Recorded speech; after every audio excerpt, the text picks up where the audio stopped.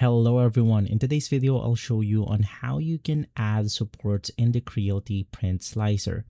Basically, the first thing that you want to do is to finish with your model. In my case, I'm using this as an example.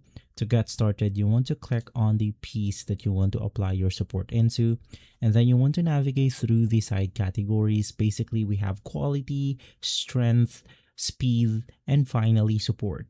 Click on it, and then you want to enable the support option. From here, the first thing that you want to add it is the support type.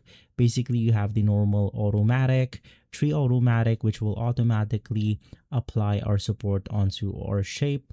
But to make things easier, I'm just going to click on the manual option.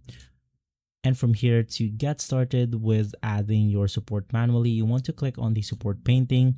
Basically, from here, we have two functionalities. You have the left click and the right click.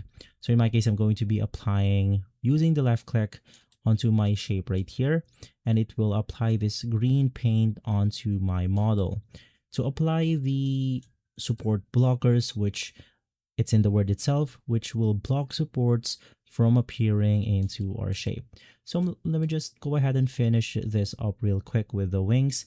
And basically with this one, I'm going to apply some support blockers onto the top of the head by, of course, using the right click on our mouse.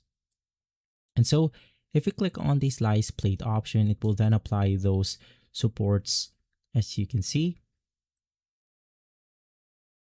And so guys, if this video has been helpful, leave a like, subscribe, and follow Guide to Everything for more videos like this. Thanks for watching.